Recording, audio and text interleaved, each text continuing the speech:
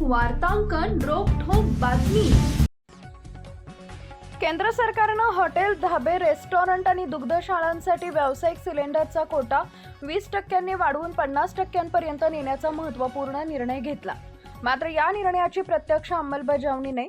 प्रत्यक्ष बुकिंग कधीपासून सुरू करायचं, त्याची मर्यादा किती दिवसांची असावी याबाबतच्या मार्गदर्शक सूचना राज्याकडून आलेल्या नाहीयेत। त्यामुळे कंपन्यांकडून व्यावसायिक सिलेंडरचा कोटा एजन्सीसाठी अद्याप रिलीज करण्यात आलेला नाही। शासनाच्या मार्गदर्शक सूचना नसल्याने व्यावसायिक वर्गात संभ्रमाचं वातावरण आहे। सोमवारी व्यावसायिक सिलेंडर वितरणासंबंधी पुरवठा विभागाची दूरदृश्य प्रणालीद्वारे बैठक झाली। यात सोलापुरातून जिल्हा पुरवठा अधिकारी संतोष सरडे आणि शहर अन्नधान्य वितरण अधिकारी ओंकार पडोळे सहभागी झाले होते। भारत पेट्रोलियम, हिंदुस्तान पेट्रोलियम आणि इंडियन ऑइल या कंपन्यांकडे सिलेंडरचा साठा असूनही वितरण प्रक्रिया ठप्प असल्याचं सांगण्यात आलंय।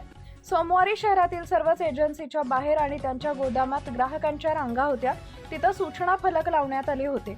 काही ठिकाणी ग्राहक आणि एजन्सी धारक यांच्यात वादही पाहायला मिळाला।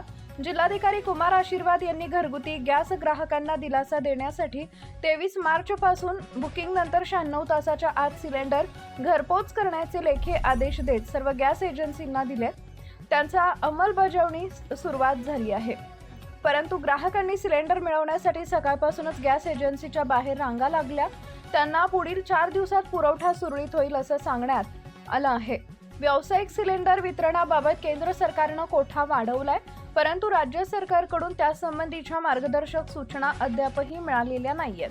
त्या मिळाल्या की प्रत्यक्षात व्यावसायिक गॅसची बुकिंग सुरू करण्यात येईल आणि त्यानंतर वितरण होईल अशी माहिती प्रशासनाकडून देण्यात आली आहे। महाराष्ट्रातील महत्त्वाच्या आणि ताज्या बातम्या पाहण्यासाठी आमच्या जय हो न्यूज चॅनलला सबस्क्राईब करा आणि बेल आयकॉन प्रेस करा।